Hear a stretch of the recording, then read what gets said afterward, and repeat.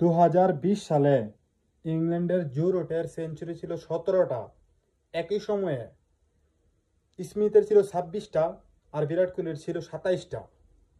আর ঠিক 5 বছর পরে আজকে জো রুটের হইতেছে গিয়া 38টা সেঞ্চুরি আর বিরাট কোহলির সেই 30টা। অলরেডি বিরাট কোহলি রিটায়ার্ড ঘোষণা করে দিছে। স্মিথের অলরেডি 36টা আছে। স্মিথ করছে শেষ 5 বছরে 10টা আর জো রুট সেঞ্চুরি করছে শেষ 5 বছরে 21টা। চিন্তা করুন সে কি পরিমাণ দুর্দান্ত পরিমাণ ফর্মে আছে এবং সে রানের দিক দিয়ে বর্তমানে পিছনে ফেলে দিচ্ছে জ্যাক কালিস এবং রিকি পন্টিংকে। বর্তমানে সে সচিন টেন্ডুলকারের পিছনেই 2 নম্বর অবস্থান করতেছে। এখন তার সচিন টেন্ডুলকারকে অতিক্রম করতে আর রান দরকার 2,000-2,500-এর মতন। তার বয়স মাত্র হইতেছে এই মুহূর্তে 34-35 হবে কয়েকদিন পরেই।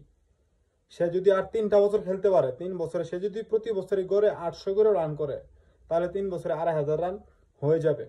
কারণ আমরা সবাই জানি ইংল্যান্ড কিন্তু টেস্ট ম্যাচ বেশি খেলে। প্রতি বছরে ইংল্যান্ড কমপক্ষেও 20টা করে ম্যাচ খেলে। সে যদি আর 3 বছরের ভিতরে মাত্র 40টা টেস্ট ম্যাচও খেলতে পারে, তাহলে সে সচিন টেন্ডুলকারকে ছাড়াই যাবে, এতে কোনো সন্দেহ নাই। আর জো রুট হতে পারে টেস্ট ক্রিকেটের ইতিহাসের সর্বকালের সেরা ব্যাটসম্যান।